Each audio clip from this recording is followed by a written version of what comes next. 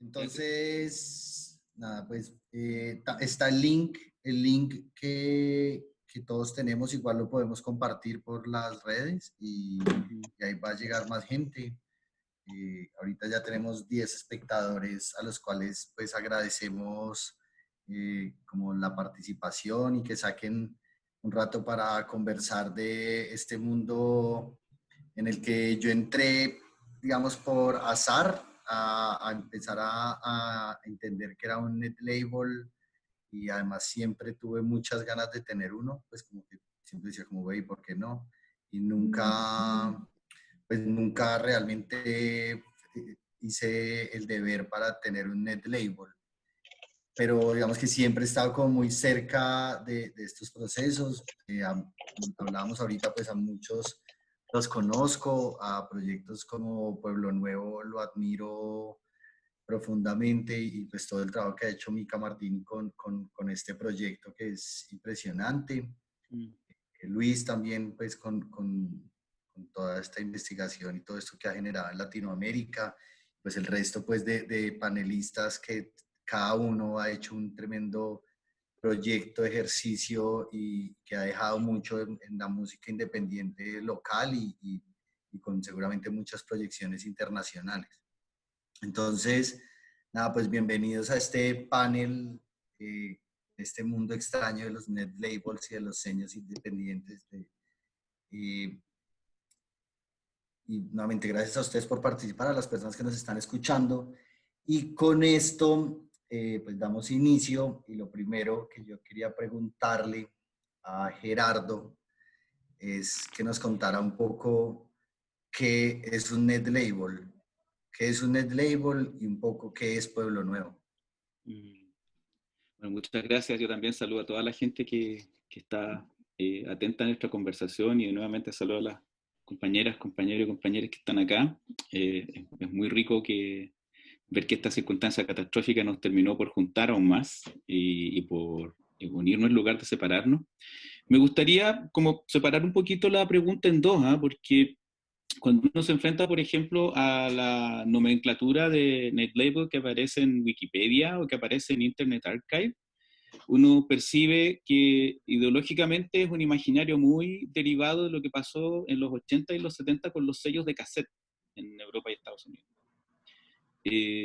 Los sellos de cassette tuvieron más o menos la misma función en el instante en que se empezaron a abaratar los portaestudios de 4 pistas. Entonces hubo mucha gente que empezó a primero compartir cassettes con cosas que hacía y después a compartir grabaciones o multitracks con cosas que hacía.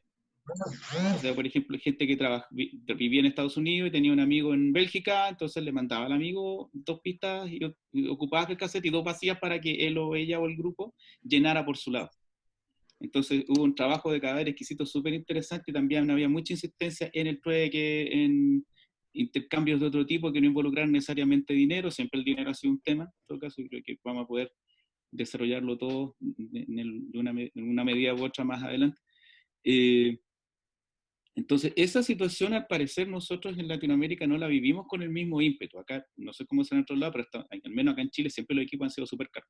Y comprar un portaestudio nunca fue algo tan sencillo como en Estados Unidos, como ir al supermercado y encontrar uno, ¿no? Acá están solo en tiendas de música y como les digo, siempre ese tipo de equipamiento no ha sido no ha sido una cosa con la que uno pueda jugar finalmente. No ha tenido como ese perfil más lúdico. Y creo que eso sí se dio con Internet y con los compus caseros, cuando la gente empezó a tener acceso a QLEDIT, por ejemplo, esas cosas, ahí se entusiasmó y empezaron a salir cuestiones. Y de repente se encontraron que estas cosas se podían alojar de manera parecida a un sello independiente, lo que también ha producido como una confusión súper interesante entre lo que es un sello independiente y lo que es un net label y lo que sería un label online, etc.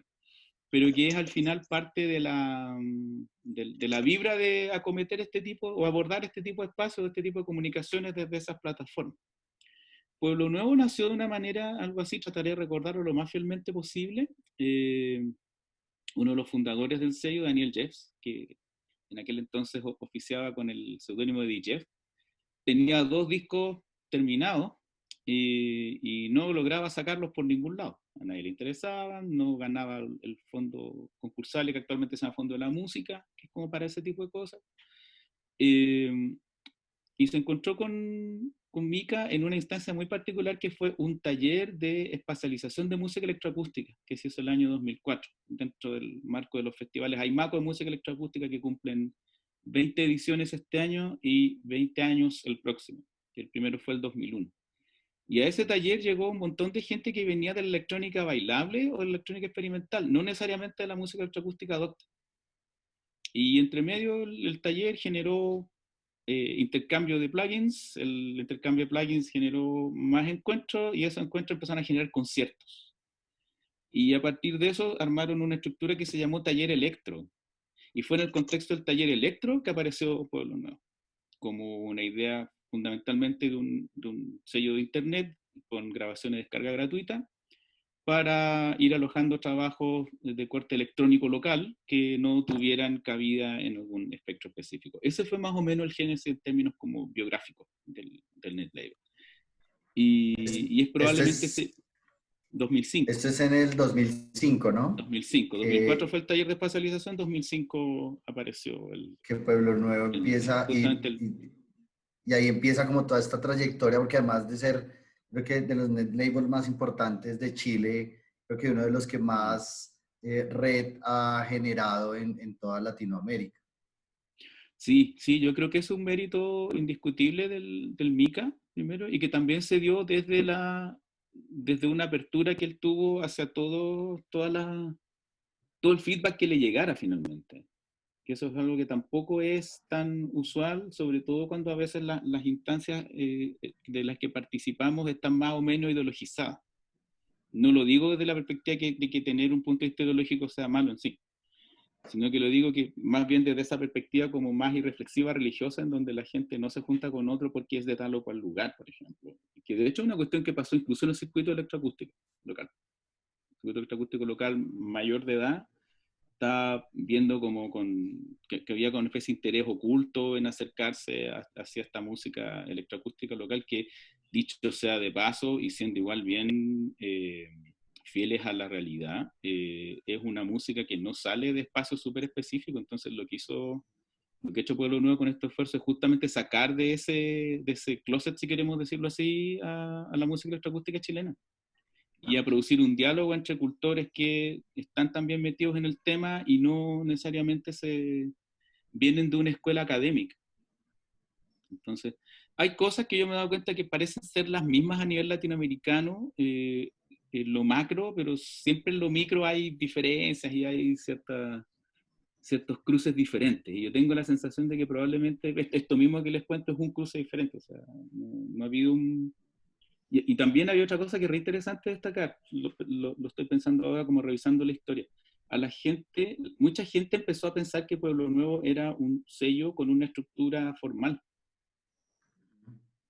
Y eso fue exclusivamente por el nivel de organización que tuvo y el nivel de organización que le dio el MICA. Entonces la gente pensaba que Pueblo Nuevo que era casi como una especie de estructura 360 como la conocemos ahora. Y no es así, en realidad es como lo dijera el Mica en una entrevista, un grupo de amigos pequeño pero entusiasta, muy comprometido, que empezó a brindar su tiempo, su esfuerzo y su amor por la música para esto. O sea, de hecho, nadie en Pueblo Nuevo nunca hemos ganado plata, por ejemplo. Nunca ha sido un trabajo para nosotros. Ha sido una labor hecha desde el amor profundo por la música, nada más.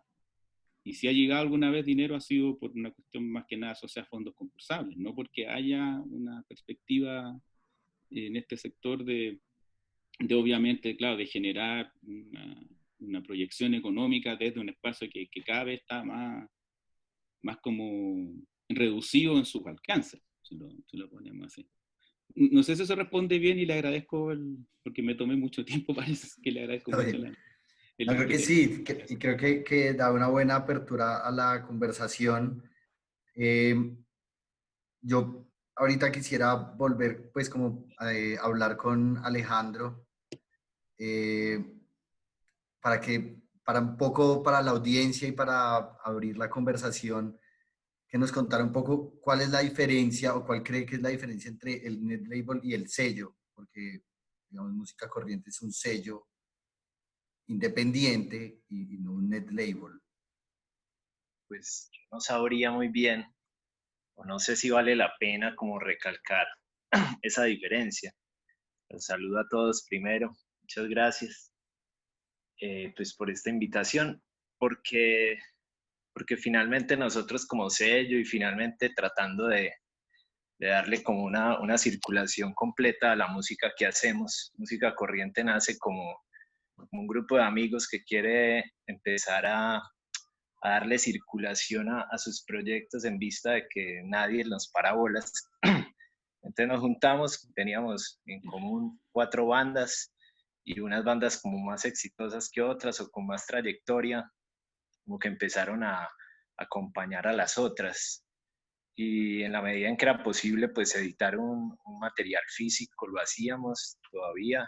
Nos interesa tener eh, como ese testimonio, pero también hemos jugado a dejar cosas solamente en digital y pues en ese consumo de la red, ¿cierto? Pero no sé si me gusta más, es como la definición que daba Gerardo del asunto colaborativo, de poderse ayudar entre varios colegas y construir entre todos eh, pues esa producción, ¿cierto? Como ese legado que queremos dejar como músicos y como organizados, que quede desorganizado en un catálogo, ¿cierto?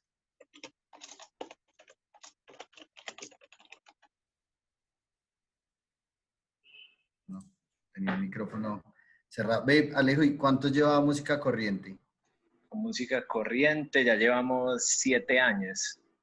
Ha sido, pues ya es bastante. Y pues igual Música Corriente tiene una gran diversidad de géneros musicales. Sí, ¿Qué hay en Música Corriente? Es que con pues esta respuesta va a poder hablar con Luis. vale, vale. Nos interesa, pues, o el espíritu del sello era más que todo como poder encontrar como una forma de vivir de nuestro oficio de ser músicos. Entonces creamos una figura legal que es una corporación y trabajamos como de manera corporativa.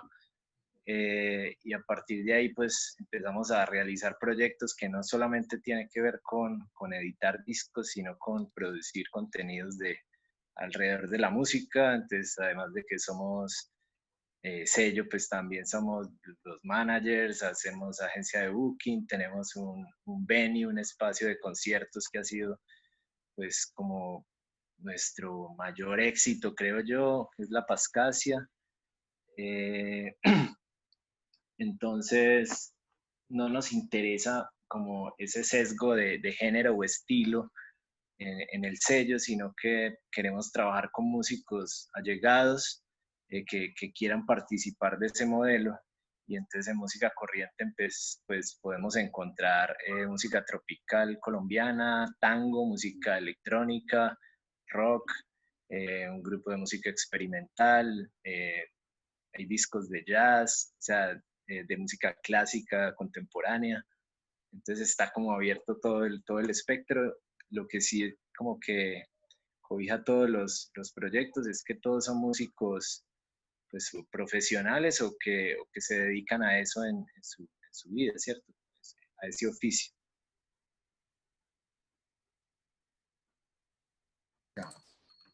Cuando estaba organizando el conversatorio y hablé con un par de personas y como contando un poco quiénes eran los invitados, alguien me decía como, qué raro porque es que igual los NetTables son o de música electrónica o de música bien rara, o de música bien rara como pareciera que eso no está en ningún otro lado.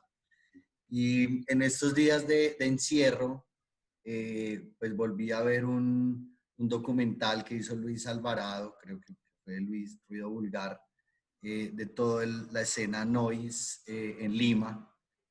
Y me hacía esa pregunta, como, digamos que Luis,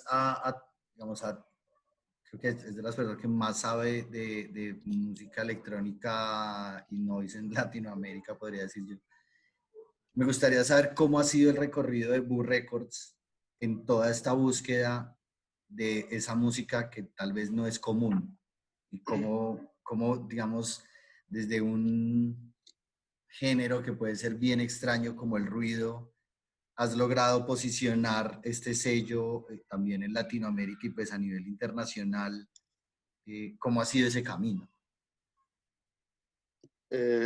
Bueno, de todo, gracias por la invitación y un saludo también para todos los amigos que están participando y escuchando esta charla, esta conversación. Pues el desarrollo de Burrecos fue en realidad algo casi como el efecto que te da ir a un concierto de música experimental. O sea, no sabes lo que vas a encontrar y yo tampoco sabía exactamente qué cosa es lo que iba a pasar. O sea, fue dándose de una forma muy, digamos, impredecible. Inicialmente empezó como una especie como quien hace un fanzine, por ejemplo, una necesidad de querer, digamos, fijar tus ideas y compartirlas con algunas personas. Y fue ese su espíritu en realidad. Y de hecho empezó como un fanzine, o sea, empezó con un fanzine de música que yo hice y acompañaba con unos CDRs y eso circulaba entre amigos, entre tiendas o lugares donde se pudiera, digamos, la gente interesarse por esto.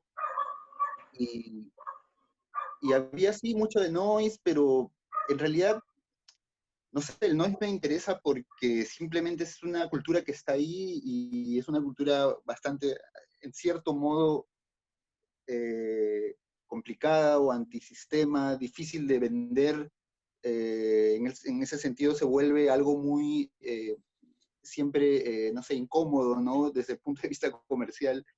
Y, y los que practican este tipo de música es gente que asumen que esto es así. Entonces, la persistencia en ese tipo de música te saca siempre un perfil de alguien que en realidad es un apasionado, ¿no? Entonces, ese tipo de espíritu siempre me ha interesado y siempre lo he buscado en general en muchos tipos de música.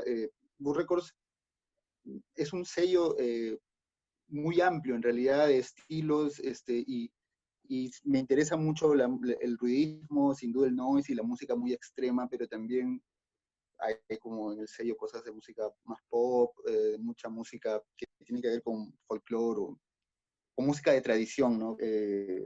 Música como afroperuana, y muchos cruces entre rock y música experimental y música tradicional, no sé, música como autóctona del Perú, que es algo que está ahí, que me interesa mucho.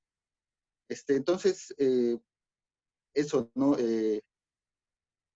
El sello ha crecido, digamos, o sea, de hecho se llama Boo Records un poco por eso mismo también, ¿no? Porque me interesa mucho la música cuando es incómoda, ¿no? Y cuando Boo es por una onomatopeya del sonido que hace un fantasma, digamos, ¿no? Entonces, la idea del espíritu del sello era que está dedicado a música que asusta, ¿no? Y ese concepto de la música que asusta sigue hasta hoy, ¿no? Y no es fijable, digamos. No sé qué cosa es una música que asusta en un sentido, si quieres, como esencialista. O sea, podría ser cualquier cosa. O sea, al final lo que te asusta a veces es que alguien tenga convicciones, ¿no? Que alguien haga las cosas a su manera sin importarle un poco lo que las normas a veces impongan, ¿no? Y ese es el tipo de espíritu que yo persigo, ¿no? Y que hasta ahora al menos ha dado resultado y bueno, ha funcionado, ¿no? Creo que se ha convertido en mi propia, eh, no sé, forma de vida en realidad, ¿no? Esto es para mí no sé, como es a lo que me dedico las 24 horas del día, ¿no? Y ya es una, no sé, es como una obsesión en realidad, ¿no? Y creo que esa podría ser otra definición, o sea, me interesa los artistas que están obsesionados y la música que está obsesionada y toda esta, digamos, especie de dinámica de convertirse en una especie de activista, ¿no? De un tipo de propuesta musical que es lo que termina generando resultados, ¿no? Que creo que es un poco lo que todos en el fondo aquí compartimos.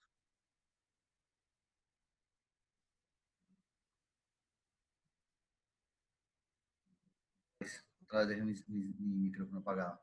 Que así como pues, lo definías, esa música que asusta, que puede definirse como una música de nicho, ¿no es cierto? Me gustaría hablar con Rayo Seco, que en su definición del net label, pues como de lo que están buscando es esa música de ese contexto de la Patagonia, ¿no? Como una música muy local, experimental, que desde mi imaginario es como el rinconcito de Latinoamérica y que tal vez por eso mismo no tiene una salida tan fácil. ¿Qué pasa en Rayo Seco con esta idea de eso local y de tener un sello independiente para eso?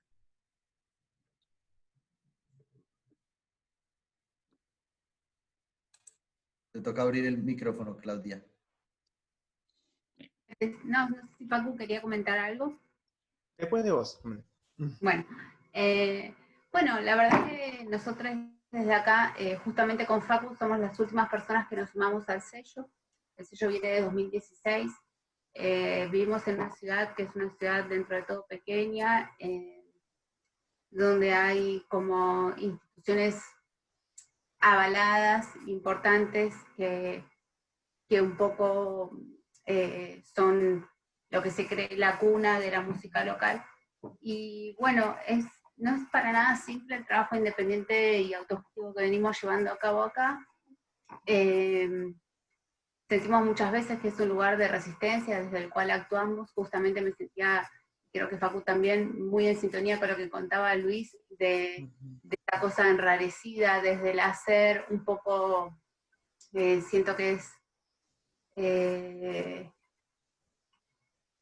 no digo impune en un sentido de la palabra negativo, pero sí como que tiene mucho valor, que tiene mucha importancia y que necesita sí o sí la pasión y casi la obsesión también por lo que uno hace, sabiendo que lo que haces como producto no tiene una fácil aceptación ni una fácil asimilación desde la sociedad, pero sin embargo nosotros hemos venido trabajando y generando una especie de mundos posibles, nos gusta decirle, que nos den un lugar que nos invitamos nosotros, donde hacer lo que nos gusta y donde tener cómplices y donde generarnos espacios de placer, sobre todo de bienestar, de experiencia y de riesgo, que se genera casi como una necesidad acá, por lo menos desde este sello y desde algunos otros lugares autogestivos e independientes con los que dialogamos acá. Está muy bueno tener colegas con los que trabajar dentro del autogestivo independiente que trabajan otros lenguajes y que nos enriquecen mutuamente, y entre todos siento que estamos generando como una especie de resistencia y de valoración de la cultura local emergente y actual. Y también siento que a veces está muy impactado nuestro hacer por este lugar donde vivimos, por el clima acá, por la rugosidad de los territorios, de las circunstancias. Y bueno, me sentí, no sé, Facu, ¿qué pensás? Muy como en sintonía con lo que contabas. Sí, yo también me pareció como muy interesante escuchar a lo largo de los distintos testimonios que venimos escuchando hasta ahora, cómo la mayoría de los sellos que están acá surgen de la misma necesidad, o sea, la necesidad de crear espacios para mostrar aquello que hacemos, aquello que nos apasiona, y hacerlo desde plataformas propias, que eso es siempre importante. Por ejemplo, una cuestión que tiene Rayo Seco, que eso también se relaciona con cosas que venimos escuchando, es que también tiene una gran divergencia, una gran pluralidad de géneros dentro de las propuestas que tienen. Por ejemplo, que hay propuestas, está más que nada enfocado a lo experimental, al arte sonoro, pero también a propuestas que van desde el rock, o sea, hasta el noise, hasta el pop, hasta la electrónica más tradicional. O sea, tenemos como un abanico grande de cosas. Lo único que corre a través de todos esos actos es que son actos que necesitan ser vistos, o sea, que necesitaban un lugar para poder ser difundidos, y eso es lo único que tienen en común, o sea, a nivel género, todos los artistas que tenemos, y eso fue lo que nos vinculó. Así que nada, eso es una cuestión que también me parece interesante respecto a esto que estamos viviendo en este preciso momento, que se genere, de ser posible, el equivalente global, poner ahora que tenemos el Internet, de lo que sería una escena local de música, que es donde tipo los artistas, vamos a ver otros artistas y nos apoyamos entre nosotros y nos generamos nuestras propias audiencias, y somos siempre los mismos, pero nos generamos como una escena y un lugar propio, ¿viste? Que es como espacios para nosotros. Y está bueno ver que eso se va generando en distintas ciudades y que quizá, incluso dentro de este contexto que es complicado, se puedan generar, como se está generando en este momento, en este evento, vínculos entre las distintas pequeñas comunidades y las distintas pequeñas escenas para formar algo como global, ¿viste? Como apoyarnos, darnos el apoyo que básicamente las instituciones, la estructura, el mainstream y todo lo que ya estaba preestablecido por ahí no nos estaban dando. Y eso, bueno, eso también define, es una parte muy importante de la identidad nuestra, ¿viste? Como que en Patagonia estamos como lejos de lo que serían los centros, o sea, los centros grandes de cultura y cosas así, en el sentido de que todo lo que tiene mucha producción o cosas así está en otros lugares.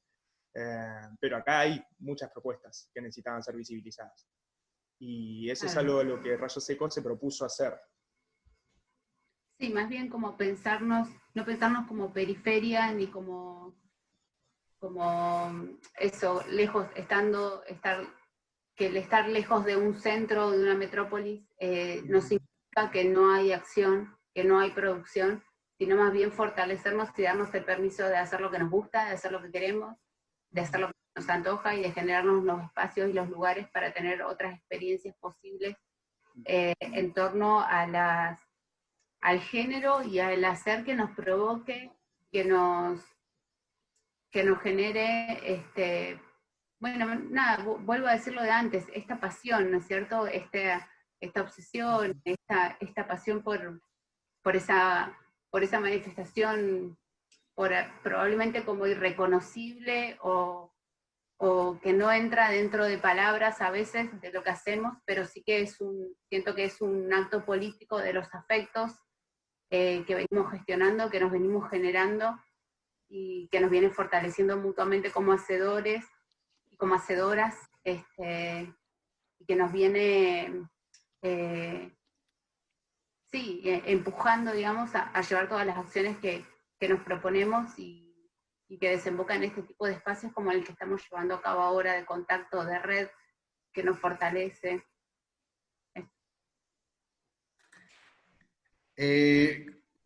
María, tiene un proyecto que todos hablan como de nichos, como del grupo de amigos, tal. Y pues María es fundadora, creo, de NOT, que es un sello independiente de mujeres. Sí, estoy bien. Cuéntanos un poco cómo ha sido, María, la experiencia en un gremio que ha sido, digamos, muy masculino, pues. ¿Cómo ha sido crear esta alternativa? Porque a la final creo que el Net Label sí que sí es una alternativa. Totalmente, pues nosotros precisamente por eso decidimos como colectivizarnos, porque digamos, yo también soy de una ciudad pequeña, actualmente vivo en Medellín, pero soy de una ciudad pequeña en donde, digamos, yo fui como de las primeras chicas que me interesé por tocar, por la música electrónica, entonces como que nunca tuve un nicho de amigos con los que hacer un colectivo, o con, pues nunca se me ha dado fácil tampoco como las relaciones públicas o hablar con hablar con el otro para poder mostrar mi trabajo, digamos, entonces por eso como que decidimos juntarnos y crear el colectivo como un poco para visualizar más a las chicas que de pronto no tienen tantos contactos, que de pronto por el patriarcado pues se sienten un poco intimidadas para acercarse a aprender algo nuevo o hacer parte de algo nuevo. Entonces, pues también ha sido como un proceso muy, muy orgánico porque nunca supimos cómo se hacían las cosas. A cada momento como que lo vamos descubriendo mientras vamos haciendo. Lo que dicen, pues algo que creo que, pues como que ha sido pues como importante y nos ha facilitado, digamos, la distribución de nuestra música es que como pues estamos como enfocadas más que todo como en música electrónica o en la música que se hace electrónicamente. Queremos es mostrar a diferentes chicas que tengan proyectos de esa manera, entonces tampoco estamos estancados en un género, sino que mostramos pues como una variedad de cosas dentro de esta disciplina. Entonces, pues sí, cada vez más, pues cada día es como un reto diferente y es como entre nosotras mirar y investigar y ir viendo a ver cómo podemos ir haciendo las cosas, pero sí me parece muy importante este tipo de espacios porque siento que como que las escenas, digamos, americana, anglosajona y de Europa, pues como que llaman demasiado la atención y entre todos se conocen, o pues entre todos, y nosotros yo me doy cuenta que no conocía un montón de cosas que están sucediendo pues en Latinoamérica, en Sudamérica específicamente, que pues que deberíamos conocer, que deberíamos explotar y mostrar, y para poder así como también tener ese acceso a poder mostrar nuestra música en otros continentes. Con Not, pues hace un año ya tuvimos como un festival en el que ustedes hicieron parte, de hecho con Boiler Room, que digamos fue importante, que se llamaba Boiler Room of Camera.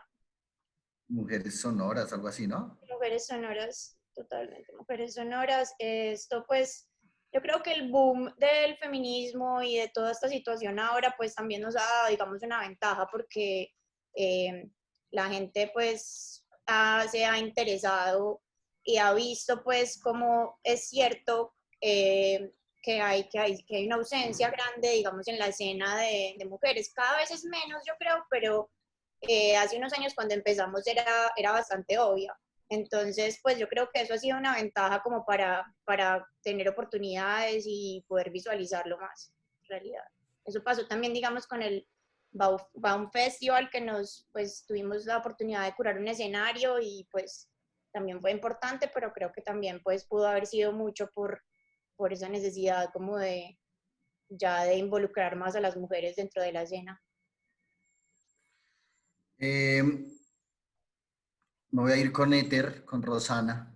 Y quisiera hacerle una pregunta y es, bueno, uno que nos cuente un poco cómo ha sido el proceso de creación del sello, pero también una cosa que además quiero extenderles la pregunta a todas y es que pareciera que que un net label es más allá que ser un curador o un seleccionador de música, sino que termina empezando a proponer otras posibilidades más allá de simplemente el catálogo. Y pues Alejandro nos lo decía con La Pascasia, Mujeres Sonoras con Not, y que pues quisiera que Rosana, pues además de que nos contara su experiencia con el Net Label, pues nos contara cómo el Net Label también se ha vuelto o esta pasión se ha vuelto una posibilidad de construir múltiples plataformas para la exposición de estas experiencias sonoras. Hola a todos, a todos. Bueno, yo soy en este momento la directora de ediciones Éter, que hace parte del laboratorio Éter, pues que comenzó como lo que comenzó muchos de sus proyectos con amigos, amigos que producen música o que exploraban el sonido y que obviamente no encontraban los espacios para difundir y para ser escuchados. Digamos que el sello, pues yo no lo fundé, lo fundó Miguel Izaza y Alejandro Henao, que son artistas sonoros de acá de la ciudad de Medellín, y comenzó en el 2011 como una exploración del paisaje sonoro del Valle de Aburrá con un proyecto que se llamaba Valle Invisible, y pues creo que también, como muchos otros ejemplos, pues ha mutado a lo largo de los años. También creo que no es necesario como pues es bien complicado diferenciar y ver los límites entre un net label, un sello independiente, un sello digital. pero digamos en nuestro caso ha mutado, teniendo varios años en los que publicamos físico con CDR y pues enfocado mucho en el arte sonoro, música experimental, microsonido, y pues ha mutado hasta llegar quizás a un punto en el que creo que es bien importante y que es lo más valioso, y es enfocarnos en lo local, escuchar lo que se hace acá y lo que es aún más difícil que los demás escuchen, tejer como esas redes como no solo con amigos, sino con personas pues que están explorando también como posibilidades sonoras. Incluso también pues ahí está la cosa, tampoco veo fronteras entre pues como la música y el sonido, creo que se funde y las posibilidades de hibridación pues son muchas. Entonces pues nosotros hemos publicado desde microsonido, paisaje sonoro, noise, drone, pues hasta música electrónica de baile, quizás cosas más pop, como que no, cada vez nos hemos también como abierto más en ese espectro de géneros, y también hemos mutado mucho en formatos, pues en lo digital y en lo físico, tanto pues el año pasado sacamos nuestros primeros vinilos, también con objetos experimentales que no necesariamente entran dentro de los cánones del mercado, pues porque no son ni CD ni vinilo, sino que son objetos pues que hemos experimentado también como con troncos, con micro CDs, o sea, como otros objetos alternos y sí, que no juegan pues como dentro de una industria, por decirlo así. Nos interesa mucho eso, lo artesanal, como los procesos, sí, como más personales y de creación colectiva, pero que no están apostando a vender. Creo que es importante, pues para nosotros ha sido muy importante eso, nunca hemos estado interesados en vender en sí, pues como los artistas o los álbumes, sino en escuchar y ser escuchados. Creo que ese es como nuestra mayor búsqueda. Y pues con tu pregunta, no sé, creo que sí, es como eso, el net label, pues tiene ciertas características, creo que se ve sobre todo, no sé, como en el proyecto de Pueblo Nuevo, pero también las fronteras comienzan sí, se disuelven pues como entre los formatos. O sea, creo que lo que nos conecta a todos es querer crear música, escuchar música de otros y escucharnos entre todos. Algo, ¿no? O sí. Con esto, digamos que voy a hacer una pregunta abierta, muy como en una línea, digamos que a mí me quedó sonando mucho cuando hablé con Luis, sobre cómo cada uno de los sellos ha afrontado la profesionalización, porque al inicio yo les decía como, yo quería crear un net label y puede ser hacer una selección de músicos que hacen un tipo de sonidos, catalogarlo y tener ya un net label. ¿Cómo desde la experiencia de cada uno, digamos, se ha profesionalizado, se ha puesto o se ha empezado a madurar esta idea del net label? ¿Qué estrategias han usado?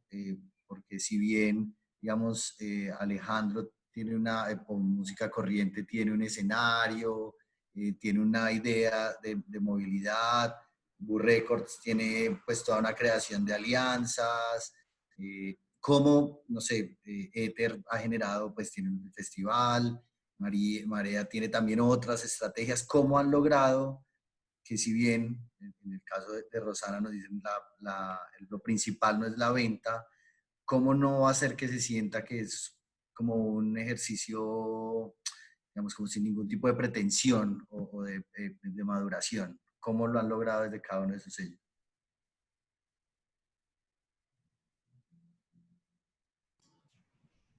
Láncense.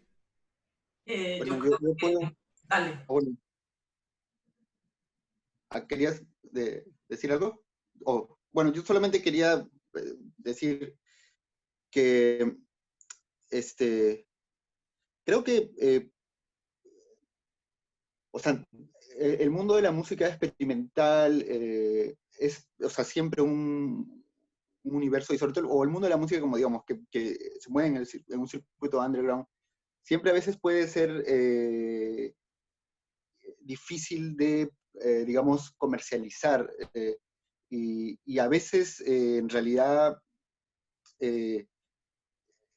digamos, no tenemos alternativa, digamos, a veces definitivamente no es que uno no quiera vender, a veces es que no se puede vender, ¿no? En el sentido de que es muy poca la gente que está dispuesta a veces a pagar por un disco, y sobre todo,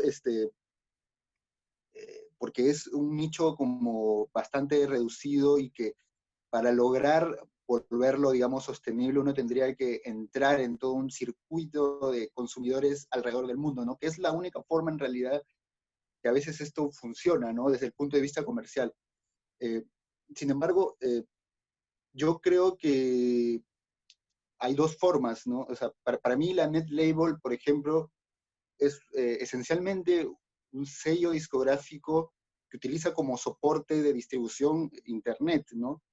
Y hay net labels que son como de la cultura del free download, o sea que puedes bajártelo gratuitamente, pero hay net labels que también cuestan los discos, sobre todo muchos net labels, por ejemplo, de DJs, que es solamente música que te descargas para fiestas, y te cuesta, ¿no? No sé, 3, 4, 5 dólares un track.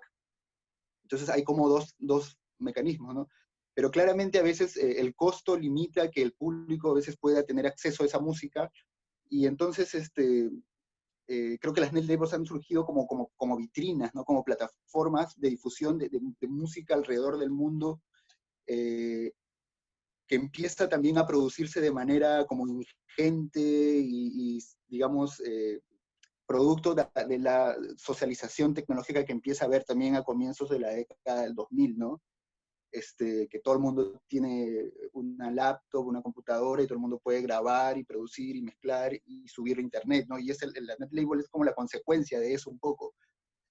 Sin embargo, en la actual cultura del streaming, en realidad creo que, o sea, Burr Records es un sello, por ejemplo, de discos físicos, de vinilos, pero al mismo tiempo, o sea, todo está online también, ¿no? Todo está en Spotify, todo está en, no sé, en Bandcamp, y digamos que, o sea, finalmente es también una net label, ¿no? Entonces, creo que la terminología net label se aplica en general para todo tipo de música que está online, ¿no? Y todo tipo de discurso, digamos, curatorial que lo organiza en una web, ¿no? Un blog, lo que quieras. Y ese para mí sería un poco el concepto de un net label. O sea, lo que yo creo que hay proyectos que pueden generar una monetización, una comercialización, en la medida que tienes a veces productos o artistas que quizás tengan una base de fans o no sé, son documentos históricos, como por ejemplo en el caso de Polo Nuevo, estas series de música electrónica de los 60, 50 que sacaron en estos packs, ¿no? De 3 vinilos, y yo me compré acá a un precio bastante alto igual, ¿no? O sea, igual eso se puede capitalizar, digamos, ¿no?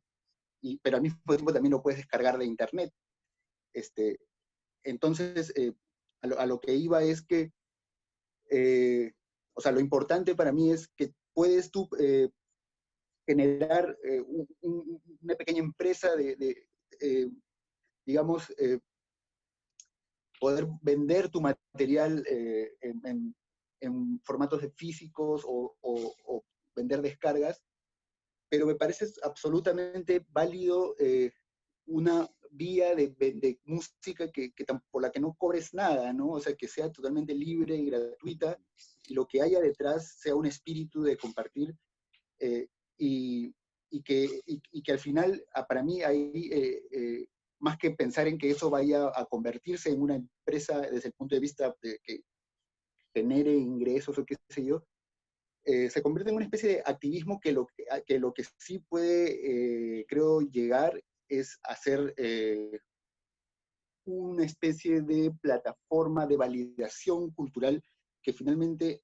ofrece a los artistas esta especie de, no sé cómo decirlo, pero es como un valor, ¿no? Es como que el hecho de estar publicado acá me da valor y al tener este valor, obviamente, mi obra, mi trabajo, me sirve, o sea, funciona mejor, o sea, puedo pedir una fecha en un centro cultural, afuera me van a ver mejor porque estoy en este sello y este sello es muy exigente con las cosas que publica, entonces si ya ha salido publicado ahí es porque debe ser interesante, ¿no? Entonces toda esa cadena de valor que puede generar una net label es para mí también algo muy importante y que es algo en lo que tendríamos también que pensar, ¿no? Y como algo que también tiene sus escalones de cómo lograr optimizarlo, ¿no?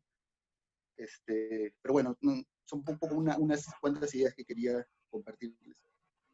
Creo que, pues, y ya varios lo han dicho, pues es bien valioso como esa posibilidad que sea cual sea el formato, si a veces es físico, a veces es digital, si pues a veces se cobra o a veces no se cobra, es esa plataforma.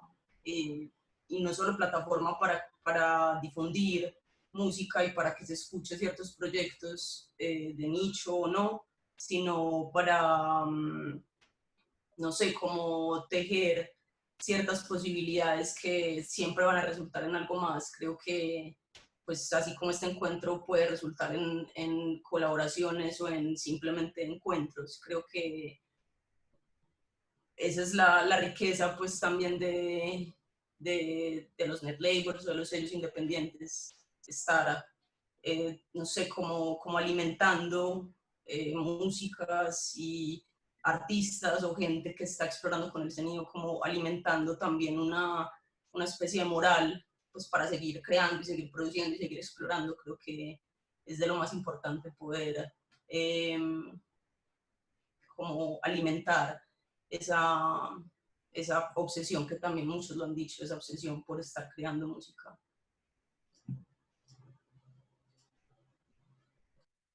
A mí me parece un poco importante también nombrar que sí a todo, pero que también el lugar desde el donde se está pudiendo hacer las acciones que uno emprende como en respuesta a la necesidad como hacedor, como artista, como persona políticamente implicada con una realidad, depende también de desde dónde se hacen, ¿no es cierto? Porque a veces hay algunas acciones que siento que las llevamos a cabo desde un lugar, como un poco contaba recién Luis, también porque se puede, ¿no es cierto? Y considerar que por ahí las acciones es importante, me parece, entre nosotros tener en claro que las acciones y las situaciones de cada uno y de cada proyecto son un poco situadas y dependen en el lugar en el cual estás, en tanto entorno sociocultural, pero también en el lugar en el cual estás, en tanto persona y lo que podés o no. Y me parece que eso un poco nos hace singulares también, me parece que es una cosa en la cual hay que pensar respecto a nuestros propios proyectos y para poder como comprender el proyecto del otro, ¿no? Igual yo quisiera reforzar en la idea que creo que muchas de las personas que nos están viendo y que siempre queda esta idea en esta pregunta es cómo es la sostenibilidad de un net label o pues de este tipo de proyectos. En el caso de Pueblo Nuevo, que lleva desde el 2005 trabajando, o Alejandro, que nos puedes hablar de después, cualquiera también, una pregunta abierta, ¿cómo es la sostenibilidad de un espacio, sello independiente, net label, que termina siendo un todo, ¿no? Una radio, un espacio, un festival, una iniciativa, ¿cómo funciona? Pues para nosotros, digamos que eso ha sido muy importante y fue también como una apuesta desde que arrancamos. Primero como como pensando en nuestro quehacer como músicos, de poder vivir de lo que hacíamos, y pues ahora como ya plataforma y de procurar que se sostenga en el tiempo, y de poder decir, como decía Luis, pues dedicarle a esto todo el tiempo que tenemos, ¿cierto? Pues hacerlo de una manera profesional. Entonces toca pues inventarse, o sea, hacer el doble de creativos, y además somos músicos, y hacer equipo, ¿cierto? Para poder hacerlo sostenible, porque sabemos que también implica pues un asunto económico o de intercambio de tiempos. Entonces para nosotros ese ha sido como un reto constante que creo que lo hemos ido sabiendo realizar a partir de buscar oportunidades. La música que hacemos, obviamente igual que la de todos, no es música comercial, hablando en términos pues como normales de la industria del pop o qué sé yo. Entonces toca inventarse todos los días cosas, estrategias, ¿cierto? Digamos que uno de los ejercicios de los que les hablaba fue haber fundado como un venue donde podíamos, pues primero que las bandas en el día, en la mañana, pudieran trabajar, pudieran ensayar, pudieran grabar, que sirva también como oficina. También se convirtió luego en una galería de artistas, y pues en las noches hacemos conciertos de música en vivo y vendemos cerveza. Y pues también es muy importante que todos los grupos que van se les reconozca su trabajo, pues entonces el mayor porcentaje del cover va para los artistas, y así hemos ido encontrando como una sostenibilidad a partir, obviamente como todos lo hacemos, también de proyectos o premios o becas. Estamos cazando eso todo el tiempo, estamos pidiendo ayudas a instituciones privadas, y por ahí inventando también asuntos de licenciamiento de obras, que eso también puede ser interesante, que digamos que no todos lo hablan, pero pues hemos tenido como un par de casos exitosos con dos agrupaciones del sello que ponen una canción a sonar en una serie de Netflix o algo así, o en un programa de televisión en Francia. Entonces también es importante como mirar todas las posibilidades que hay y tener un equipo que ayude en eso. No es importante pues la capitalización, ¿cierto? No somos una empresa que quiere tener ganancias, sino sostenerse en el tiempo, y por eso trabajamos también como corporación. Digamos, en el caso de Ediciones, pues como dice Alejandro, pues si vivimos en la misma ciudad, creo que las becas y los dineros públicos pues a veces son como ciertas salidas, ciertas posibilidades a sostener los proyectos culturales en general, no solo pues un sello independiente o un net label. Creo que es importante también como crear una base de oyentes, pues sí, como ir alimentando una base de oyentes pues que van a estar, pues no sé, son oyentes fieles que van a estar siempre pendientes pues de los lanzamientos del sello. Digamos, en ese caso, para nosotros la plataforma más importante es Bandcamp. Creo que para muchos, pues creo que es esa plataforma que en este momento ofrece sobre todo enlaces directos con los artistas o sellos. No hay un intermediario como Spotify o como una plataforma pues de distribución en streaming, sino que Bandcamp es como esa plataforma que mantiene una conexión directa y pues relativamente paga pues o no se lleva tanta porción de lo que uno pueda estar pues como vendiendo. Yo creo que pues es bien difícil. Creo que el 80% es pues se sostiene con el amor, y el otro 20% con lo que uno pueda de verdad como, no sé, está capitalizando. Creo que la mayoría es, como decía Alejandro, tener un equipo de trabajo pues que esté casi que pues dispuesto a entregar, pues o a dar mucha parte de su tiempo y de su mente y de su amor como al proyecto.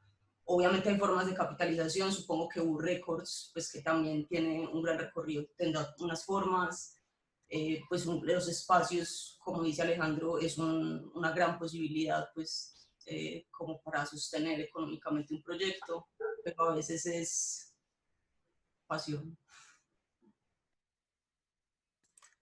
Es súper interesante lo que comparten, porque en el fondo pareciera ser que, grosso modo, el tramado es el mismo para todos, y para todos acá. O sea, en ese sentido, lo que me gustaría agregar, si hacemos el recorrido histórico, es que gran parte de los discos físicos publicados en Pueblo Nuevo han sido justamente fruto de fondos concursables.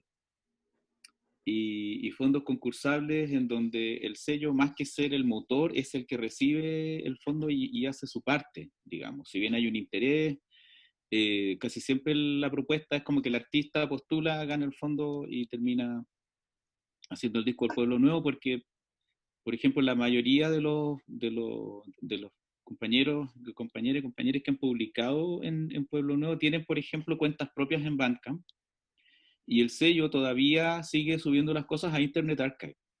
Lo que me parece que es un gesto súper interesante desde el punto de vista siguiente. Internet Archive es una de las pocas plataformas en Internet que ha demostrado una voluntad de acceso universal al conocimiento humano, gratuita y libre. Entonces es uno de los pocos espacios en donde todavía esa utopía del Internet, en donde uno puede llegar y tomar todo lo que quiera, está súper viva.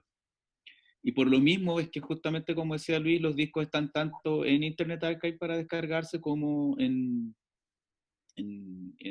disposición física, estos que han sido fundamentalmente esos discos electroacústicos, que son los que han sido más bien físicos, porque había también una idea de experimentar con el formato, las más de las veces, por eso son también tan largos, por eso hay algunos que tienen, no sé, pues 3 álbumes, por ejemplo, con estos compilados históricos de José Vicente Azuar y Gustavo Becerra Schmidt, por ejemplo. O había una experimentación con el formato, estoy pensando en la experiencia musical acusmática de Federico Schumacher, que es un libro DVD R, por ejemplo. Y el libro también viene contenido digital bilingüe dentro de, además de las piezas en 5.1. Entonces, creo que tiene más bien que ver como con eso la búsqueda. Y por otra parte, insistir en que, o sea, definitivamente, y contrariamente a lo que nos dice el mercado, tenemos mucho amor para dar, si no, no estaríamos tan comprometidos en estas cosas y tan enamorados de eso que estamos haciendo y tan interesados que otros también conecten desde el mismo lugar. Entonces, pienso que en el fondo también, si no hubiera ese sentimiento, ese empuje, sería muy difícil sostener proyectos como estos, que por lo que estamos viendo y por lo que también se logra ver como desde afuera, ya que Luis hablaba rato atrás como de la escena noise, parecerá ser que siempre que hay como una plantilla en donde la escena noise se limita como a 50 personas que van a ver un concierto, y de esas 50 personas 25 hacen lo mismo. Entonces es prácticamente una reunión de un club de amigos. Eso me lo comentó el DJ Rapture en una oportunidad cuando él vino para acá con Andy Moore. Me dijo que también cuando ellos tocaban en Bélgica o en Austria eran 50 personas. Y uno desde aquí, desde esta distancia mistificadora, dice, pero ¿cómo? Allá hay más información, la gente un poco más culta, digamos, manejo, y no, en realidad es lo mismo. Entonces, pienso que en ese sentido hay cosas que dijeron las compañeras, como por ejemplo lo de escucharnos desde lo local, o hacer un acto político desde los afectos, me parece tremendamente potente, porque creo que es eso lo que ha sostenido todas estas gestiones. O sea, no, por mucho que ha habido reconocimiento y longevidad en el caso de Pueblo Nuevo, si no hubiera ese amor profundo por lo que se está haciendo, no se habría tenido o sea, el corazón no había latido con la continuidad que lo ha hecho hasta ahora, digamos. Eso es lo que me parecía importante como sumar a la discusión también. Bueno, si a los conciertos de Noise van 50, los conversatorios de NetLabel vienen 27, 30, que es lo que tenemos conectados. Maravilloso. Y estamos bien, ¿no? Y uno de ellos pregunta, que a mí también me parece clave esta pregunta, es ¿cómo se trabaja con los artistas? ¿Cómo es ese modelo de negocio? Pensando, esa es una pregunta de Mauricio Landeros, no sé de dónde es, pero hace esta pregunta: ¿cómo se trabaja con los artistas? ¿Cómo se firman algunos contratos? En el caso de lo que decía Alejandro, que pega la canción en estas plataformas, digamos, no sé, cómo se financia, digamos, una creación o una publicación musical, cómo se distribuyen las ganancias en la hora si hay un evento o algo así. Esa es la pregunta, ¿no? ¿Cómo funciona? Bueno, en mi caso, yo sí tengo unos acuerdos con cada artista para una distribución, una publicación de un tiraje determinado, ¿no? En algunos hay también acuerdos, o sea, no son necesariamente contratos, con algunos sí hay contratos muy formales, con notaría y todo, ¿no? Pero hay algunos que quizás con los que hay, no sé, una relación más cercana, sí como hay acuerdos establecidos y normalmente es como a través de un correo, les digo, es así, es esto, esto, esto, esto. Y me dice, ya, sí, está bien, conforme.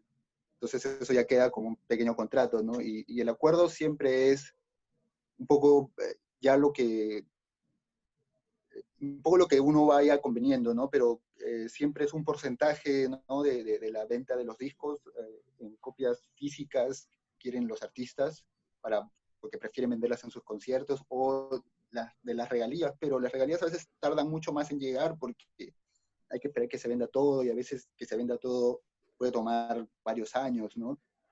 Hay cosas que se venden muy rápido, eso sí, pero depende, ¿no? Hay gente en realidad que ganan mucho más cuando son bandas o artistas que están tocando mucho y tienen el merchandising o sea, los discos para vender en conciertos, cuando están en giras y cosas así.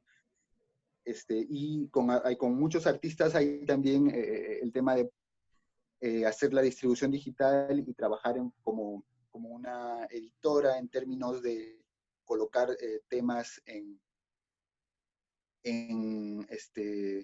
también en sincronización, ¿no? Que ha pasado con varios artistas que hemos logrado poner uno que otro tema, sea en una publicidad o sea en alguna serie, ¿no? Casos más célebres como del grupo Varsovia, que logró salir un tema en una serie de HBO y ahora en la segunda temporada va a volver a estar ese mismo tema. Y ahí, bueno, hay acuerdos, obviamente, ¿no? De trabajar con el grupo y mover toda la música de ellos en todas estas, digamos, instancias posibles, ¿no? Para que no es que siempre cae la sincronización en realidad, pero, o sea, nunca está de más tener todos los correos de las agencias que se encargan de hacer esto y siempre mandarles música y ellos siempre están buscando cosas nuevas. Si algún momento te dicen, oye, esto me interesa, tenemos este presupuesto, tanto ya. Y bueno, y siempre estoy así yo en esa dinámica, ¿no? Mandando estas carpetas y correos para que sepan lo que va saliendo. Pero, y también obviamente, bueno, en mi caso al menos, o sea, es como que funciona como algo en muchos aspectos, ¿no? O sea, está la producción de los discos, obviamente la producción de los conciertos, también hacerles booking, tanto local como internacional, siempre que se puede. Es bien difícil en realidad conseguir a veces un booking internacional, o sea, es complejo para una banda latinoamericana, pero siempre se puede lograr, ¿no? Digamos que les resulte rentable, y no sé, o sea, yo trato de hacer que en realidad para un grupo, para un artista, esto les resulte algo que les aporte, ¿no? Y que al mismo tiempo eso genere también una entrega de ellos por dar como la vida en esto, ¿no? Que es para mí el tipo de intercambio que busco, ¿no? O sea, como que se genera una complicidad en la cual tanto el artista como el promotor, en este caso yo, estamos dándolo todo para que esto funcione, ¿no? Y bueno, claro, en mi caso, evidentemente, Boo Records es mi trabajo al mismo tiempo, ¿no? Y no es un trabajo fácil porque depende, hay momentos en los que las cosas van bien, hay momentos en los que las cosas no van tan bien, y es como muy, muy regular eso, pero bueno, siempre está también el asunto de, por ejemplo, hay todo este asunto de los fondos que hay concursables también, que en cada país y en Perú también hay unos fondos, y trato siempre yo de son nuevos en realidad, recién llevan 3 años o 2 años me parece, pero ya han habido como 4 concursos para proyectos discográficos, por ejemplo, para giras, y siempre al menos 2 o 3 artistas de mi sello han ganado algún fondo, o el mismo sello también ha ganado algún fondo, y siempre trato de estar un poco también pensando mucho, teniendo el radar abierto ¿no? de poder conseguir estos fondos para hacer que las cosas también se hagan más fácilmente, ¿no?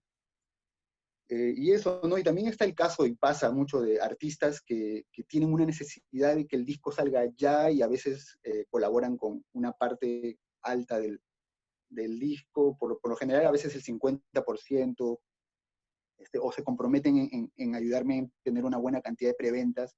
Pero siempre, para mí siempre es como que yo tengo que generar algún tipo de vínculo en el cual hay un esfuerzo en común por hacer que funcione el proyecto, ¿no? Porque bueno, sacar un vinilo, por ejemplo, o sea, si es que uno no lo hace bien, puede generar que te metas en una deuda escandalosa de la noche a la mañana, ¿no? Y me ha pasado y varias veces. Y entonces, pero también eso hace que uno ya también empiece a ver las cosas de una manera muy fría, ¿no? Y para el mundo de la música como más experimental esto se vuelve como bien delicado, ¿no? Porque uno no sabe hasta qué punto, cuánta pasión le quieres dar a esto, porque crees en eso, pero al mismo tiempo lo piensas y dices, no, pero espérate, puedo perder demasiado dinero acá, ¿no? Entonces hay un temple ahí que ya, bueno, es un poco de experiencia también, que tú sabes, no, esto va a funcionar, ¿no? Pero hay que un poco conocer mucho, hay que conversar mucho con el artista sobre todos esos riesgos y sobre todas las posibilidades que hay para que funcione, ¿no? Y yo al menos, para mí esa parte es fundamental.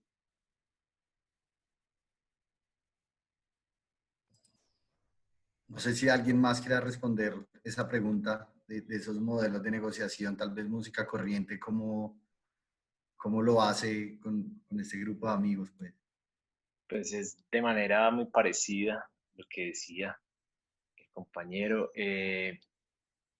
Parte de la profesionalización ha sido también entender eso, que a veces es importante tener unos acuerdos fijos, de que los proyectos a veces llegan de formas distintas, entonces a veces un grupo nos dice, tengo un disco listo para grabar, pero no tengo ni cómo pagar el estudio, ni cómo publicarlo, ni cómo prensarlo, ni cómo tener un diseñador, ayúdennos, y desde cero pues digamos que el sello les presta ese dinero para esa primera inversión, y se recupera en la medida de que después se vendan los discos o se vendan conciertos, o también el modelo de que un disco ya llega listo y dice, ya tengo listo acá los archivos, quiero que ustedes lo publiquen.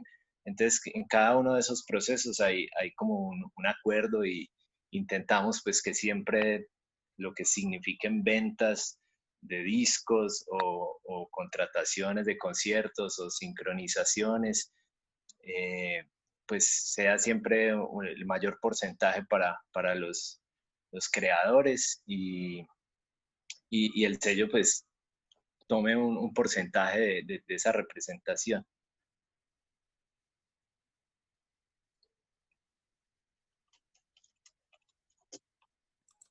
No sé si alguien quiera decir algo. Hay otra pregunta que hacen desde México, y es que la multiplicidad de plataformas, ¿no es cierto? Y ya hemos hablado de algunas, pues ha permitido que la gente tenga acceso gratuito a subir material, ¿no? Y todas estas plataformas pues están llenas de material. ¿Cómo sus net labels, o cuál es la estrategia para tener como uno el mejor alcance? O sea, ¿cómo logran mapear de todo ese gran número de información que hay en la red algo, digamos, valioso, entre comillas? Y no sé si la palabra sea competir, cómo empiezan sí, a competir con esa gran cantidad de data y de información que hay ahorita en el mundo digital. Y justo ahora, pues, que además todo está lanzado a eso. ¿Cómo lo logran? ¿Cómo hacen? En el caso de Pueblo Nuevo, eso es fruto más bien de una situación como bien sostenida. El año 2010 el sello dejó de recibir demos, por ejemplo. Y contrariamente a lo que podía haber sucedido, el sello se mantuvo súper bien, porque también se formó un arco súper amplio de propuestas como para empezar a hacer curatoría, y el premio Quartz por el disco 50 años de electroacústica en Chile terminó abriendo una red de contactos para que, por ejemplo, gente de Pueblo Nuevo fuera a tocar a México, o a España, o a Francia, y ese andar sostenido que también ha sido como colaborativo, ¿eh? No es como que alguien vaya y pague una gira, digamos, por lo general son como acuerdos de colaboración, así como yo voy, toco en tu país y yo me comprometo a eso, es cuando vengas a organizarte una tocata y ver todos los otros detalles, digamos, alojamiento, por ejemplo, etcétera, promoción.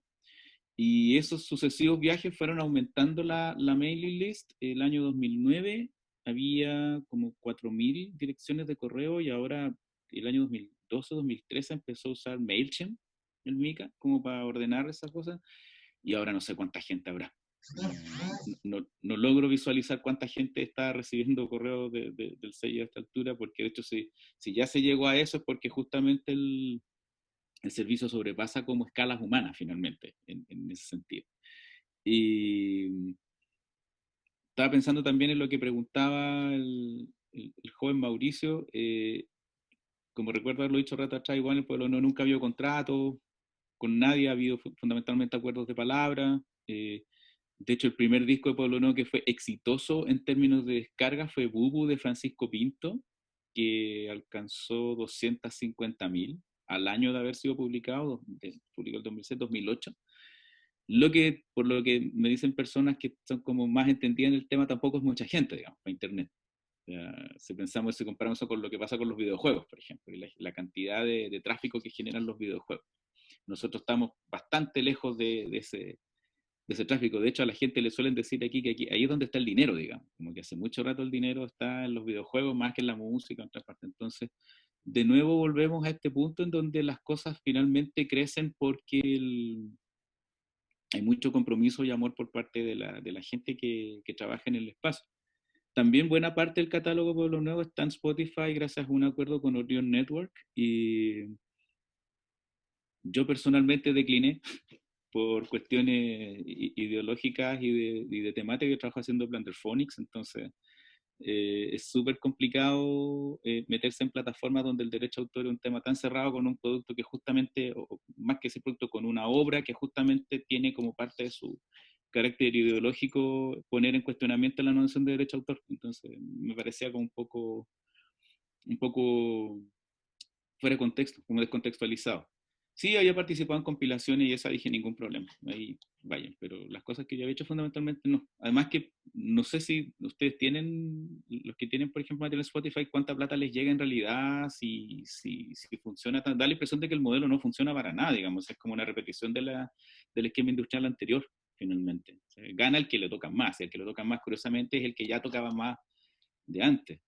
Pienso, no sé, cuando se sumó el catálogo de los Beatles a Spotify, por ejemplo, y pensamos en los Beatles como el ícono que más plata ha cortado en la historia de la música del siglo XX. Así es como que tú decías, ya más encima, más, entonces la gente se fue como naturalmente a escuchar eso. Entonces, en ese sentido, claro, al final yo entiendo también que no es lo ideal, digamos. Todos quisiéramos justamente vivir holgada y cómodamente lo que amamos hacer, pero si no se da, que yo creo que ese fue el cambio de mentalidad que hubo acá. Hubo muchas iniciativas que no avanzaron en los 90 justamente porque la gente se preguntaba, bueno, ¿y qué gano yo finalmente? O sea, era como bien neoliberal la mirada. Y en otro momento alguien dijo, ¿sabéis qué? Lo voy a hacer igual. Haya plata o no, haya dinero o no, haya reconocimiento o no, no me importa, lo quiero hacer igual. Y cuando empezamos a funcionar desde esa lógica, las cosas se movieron, curiosamente. Cuando se empezó a pensar desde ahí, desde yo quiero compartir esto que estoy haciendo, ahí se empezó a movilizar. Y hay, de hecho, productoras igual de longevas y instancias igual de longevas acá en Chile que tomaron esa misma postura, incluso antes que Pueblo Nuevo, Amigo de la Contaminación Sonora, por ejemplo, que es un label de noise music especializado en eso. La productora Mutante también, que aparte de tener como un formato net label, es una orgánica que organiza conciertos en lugares bastante particulares, los hizo durante décadas en casas ocupadas, en teatros medio abandonados o en salas pequeñas. Entonces al final como que eso terminó enriqueciendo el paisaje, y lo que se celebra es justamente ese enriquecimiento del paisaje a partir de, probablemente lo que voy a decir ahora no es nuevo, pero desde el reconocimiento de que estamos en un país que tiene un sistema sociopolítico neoliberal delirante, digamos. Y ese delirio se traduce en cómo todas esas como nociones, o en el fondo todos esos constructos finalmente del mercado, como popularidad, venta, etcétera, terminan incluso colándose en instancias pequeñas como esto, contraculturales como esto. Entonces ha sido un gran esfuerzo, y un muy bonito esfuerzo, un muy bonito tránsito, ir caminando y percibir dónde aparecen esas cosas e irlas revirtiendo finalmente. Entonces, en ese sentido, eso es como lo que podría aportar desde ese lugar finalmente.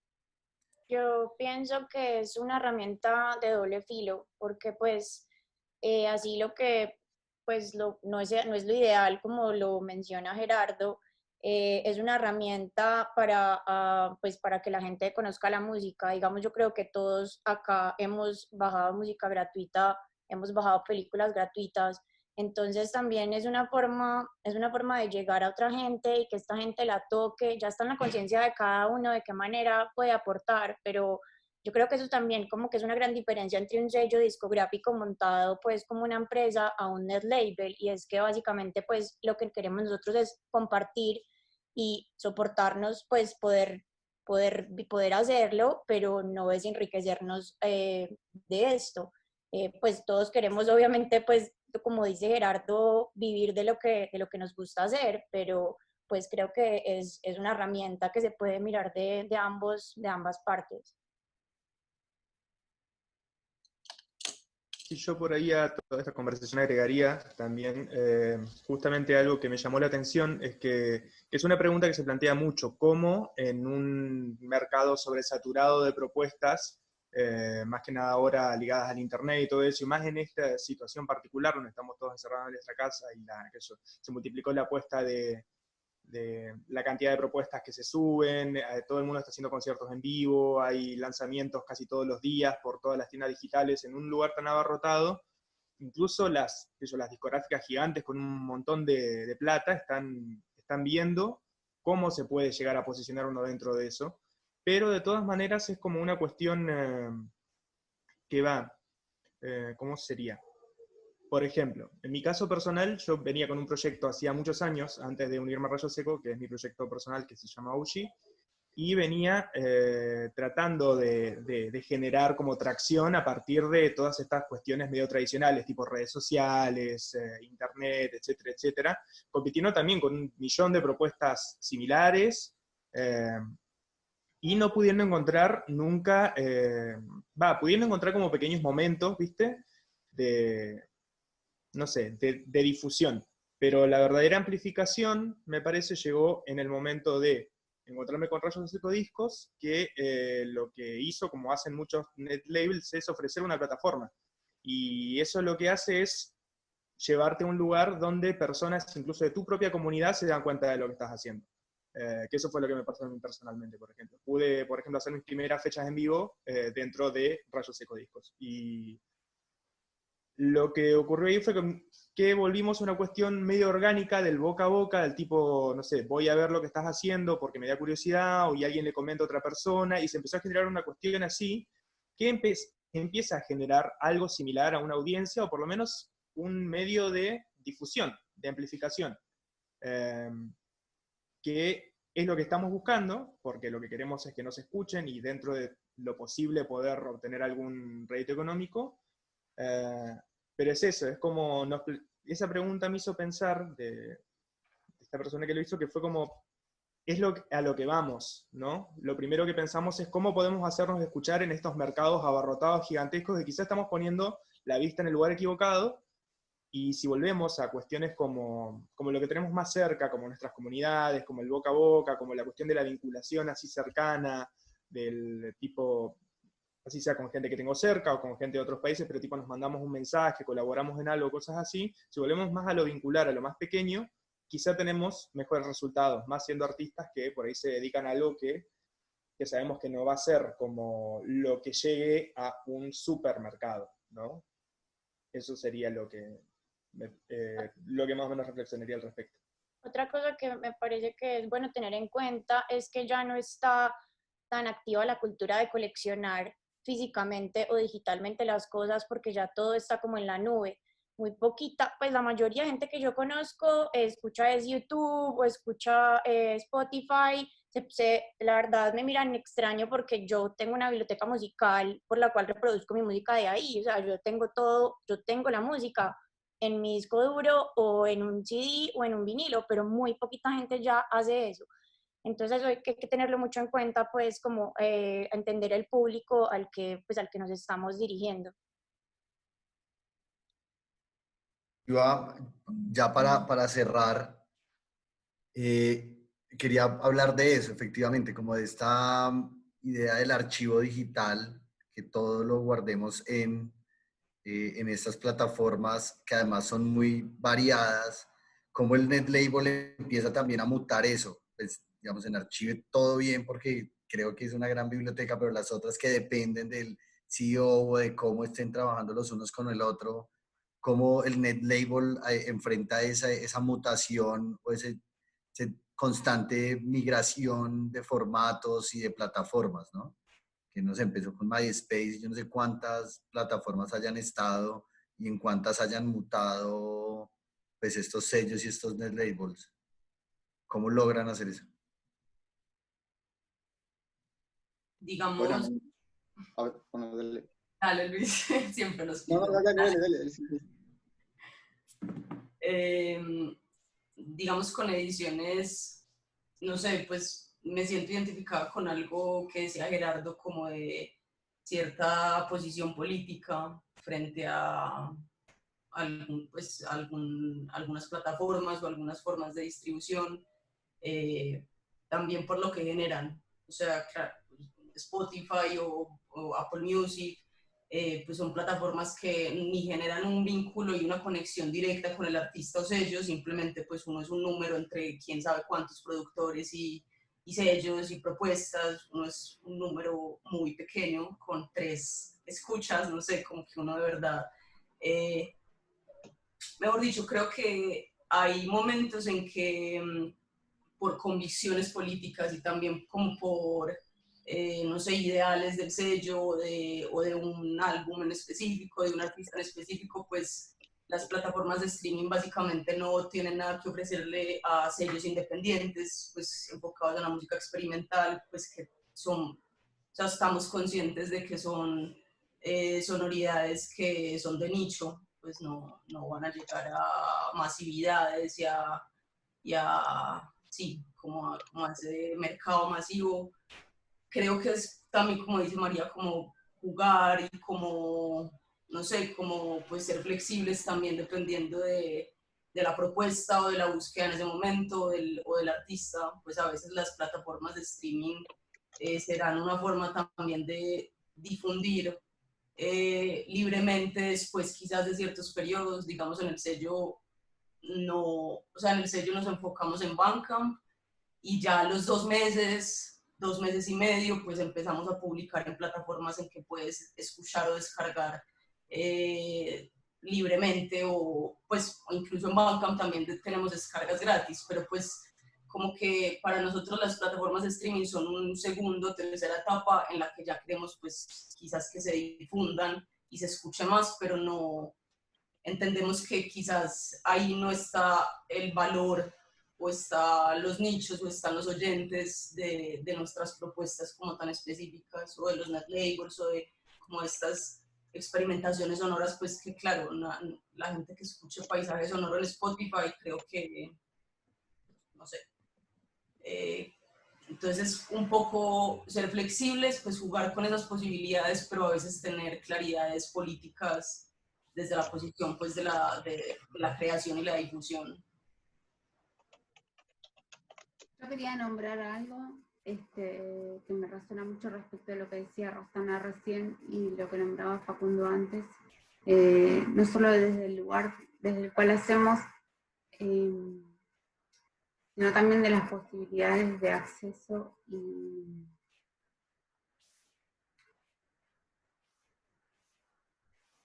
y bueno, pensar cómo estos pequeños nichos que conformamos, que generamos, que cultivamos y que fortalecemos, se activan, ¿no es cierto?, en esta posibilidad de red que estamos viendo, y también un poco pensando en lo que decía Facundo antes, de las cosas como más particulares, como el hecho de ponernos en red, tal vez entre nicho y nicho, que dialoga y que tiene intereses y situaciones vinculares y de realización en común, nos intercambian el público. Me parece que las micropolíticas son las políticas efectivas y políticas posibles hoy en este gran mar de información del cual hablaban antes, ¿no es cierto?, esta como infoesfera en la cual nos encontramos, cómo navegarlas de algún modo posible y significante para nosotros, y eso ya un poco en lo personal para mí, y desde mí lo que practico o intento practicar a través de Rayos Ecodiscos y de otros espacios que habito, son como este sentido de la micropolítica, ¿no es cierto?, más allá de la posibilidad de poder tener un alcance mundial, tal vez a través de la virtualidad o de estos nuevos medios. No creo que sea, siento que estamos en un lugar como de transición entre lo analógico y lo no analógico, o lo virtual, por decirlo, lo más digital, y entonces es habitar un lugar intermedio, siento, donde estas micropolíticas, que a veces son más locales y a veces son como locales en un lugar, en un contacto lejano con un local en otro lugar, estas micropolíticas son las que nos accionan y son las posibles hoy en esta realidad de la infosfera en la que estamos, ¿no?, con esta cantidad de densidad de información. Me parece que esto que estamos haciendo y el llevar como a un plano efectivo acciones pequeñas y fuertes entre nosotros son las posibles hoy siempre. Bueno, nada, pues yo creo que vamos a cerrar. Muchas gracias por participar.